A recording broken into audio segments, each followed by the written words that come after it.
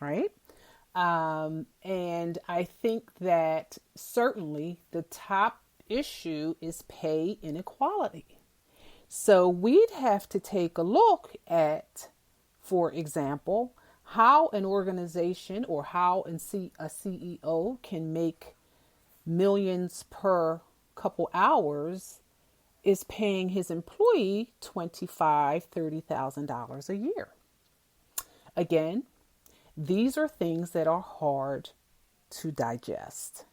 But we have to look at the pay scale. We have to look at the pay inequality. That's one.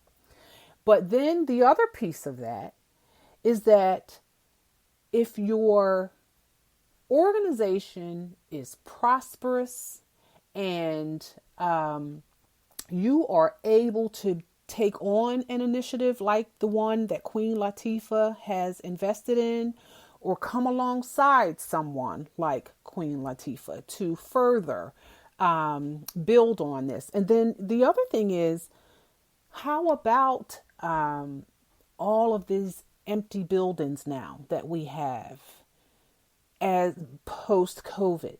We have all of this space now, all of these empty buildings, and people have bought up mansions and built campuses to house their employees that are now working from home. So how do we revisit and reimagine this brick and mortar space that is no longer being occupied by said employees? It may sound like a lot, but it is certainly somewhere you can start. And I would be willing to say, I assure you, it would put a big dent in this issue that is on the rise. And I'm hoping that someone just listened to that and heard that challenge, because at my core, as a social scientist, I am a pragmatist.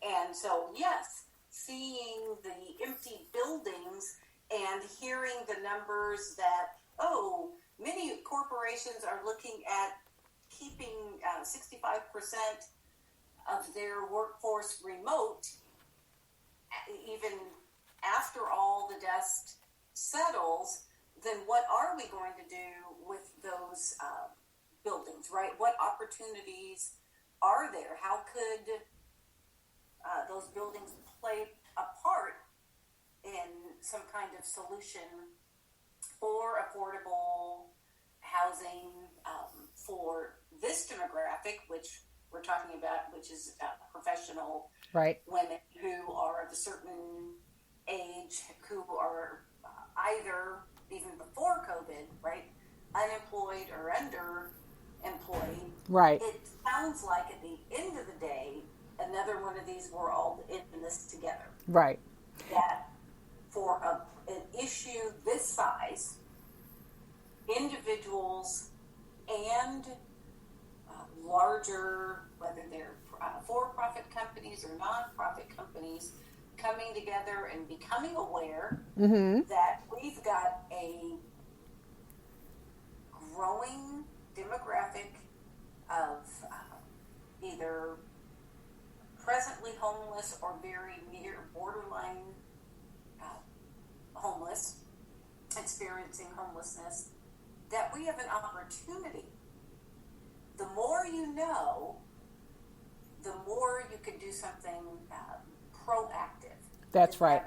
Yet react to more people experiencing homelessness. That's we right. have an opportunity, is what I'm hearing you say today through this discussion. Is we see a trend. That's right. Ward it off. It's not a positive trend. Let's intervene where we can, starting with to become aware. Did you know, right? Right. To become aware about this issue and do something to intervene and start to change the trajectory, change the narrative.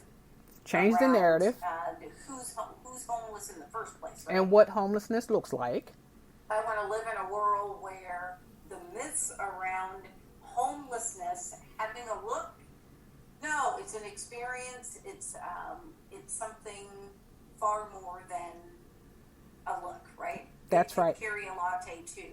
It can carry a latte. A latte and a Louis too. That's right. And it can wear, yes, that's right. So, and one of the things that you've heard me say is that with this podcast, once we put this out there, you can't unknow what you know. Correct. You now know, and you can't unknow it. It is a thing. Right. It is definitely a thing.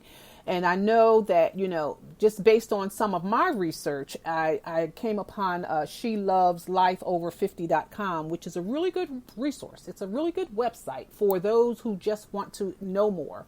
And for those who maybe want to take a piece of this and get behind it. I think that's a good website, but one of the things that is suggested there is co-housing. And I don't know how co-housing is really going to be sustainable in a lot of cases, but I can speak to the fact that it is definitely a very viable alternative. And when we think about some of these empty buildings and spaces, one of the things that came to my mind was even if you provide a transient type of resource for these people, something where they can come to and come through. You're picking up what I'm putting down, Jasmine, like some place where they can come grab some things and take a shower, and you know what I mean? So it doesn't have to be the actual housing, but it can be a part of helping these women get through this process. And so it's really, at this point, it's a heart cry for me because I see the faces of the people that I've met. And so, yes, so co-housing, when you think about that, there are so many different ways that can go. Certainly for some of us who are in a position to offer co-housing, why not do it? Why not? Have you even thought about that? So, and talk to people, because that's one of the ways that this became revelation for me, was just willing to talk to someone that was sitting alongside me. Not, speak to people. And you'll be surprised, especially now, especially in this time that we are in. And now, because you know this, you can't unknow it. So you have more ammunition. You're armed with more information to want to find out what's going on with your neighbor, because it may very well be your neighbor. It may very well be your neighbor, right? And I think that's the nugget, right? In terms of today's episode, why this discussion, what were we hoping for an outcome from it? Yes. Is my grandmother, we do better if we knew better. That was one of her favorite adages. We do better if we knew better. If we knew better. And this is one of those topics and emerging unfavorable trends that not everyone may be familiar with. That's right. May have encountered it. That's right. So today, I personally want to thank you for being able to put a face. Mm-hmm. We're able to put faces and names to this emerging trend. Mm-hmm. People who are in need of help. That's right. So using today and using this platform to just simply make people aware. Not a whole, some data today, but not a big scientific journal. This one is more personal. It's more personal. It's more personal, yes. And helping people to understand and become aware. And then there is a call to action, though.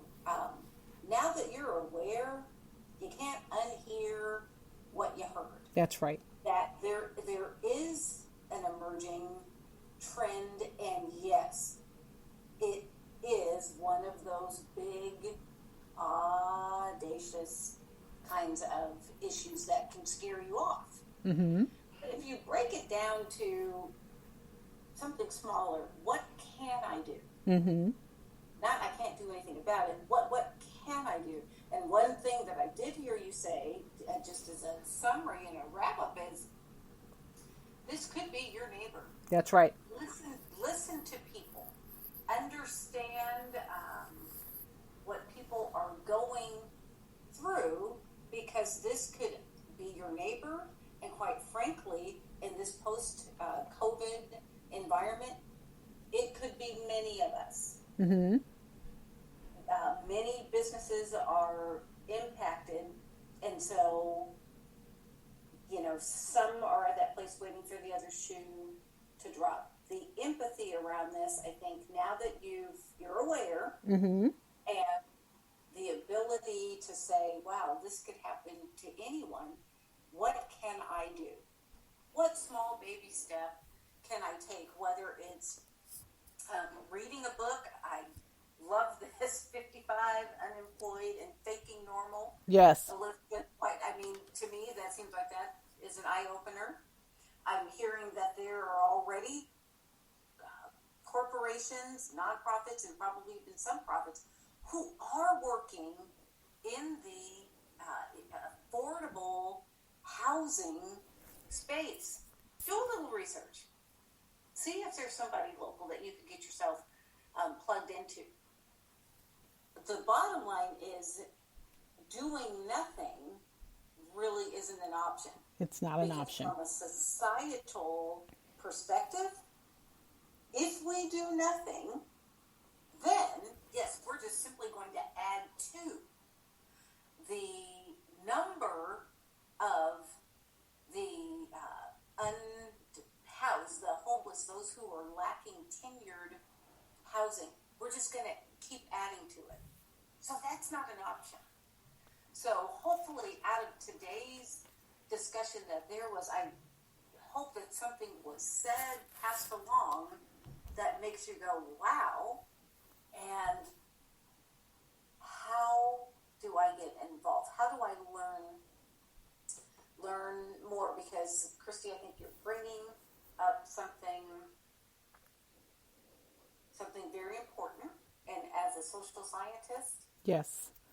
I thoroughly believe there have been other things in society that when they were only a concern and not an issue, attack something while it address something while it is yet a concern and not a full-blown issue. Well, So I am hoping that today that we're taking our small step, our little corner of the internet here to increase the awareness and give some practical first steps that can be taken.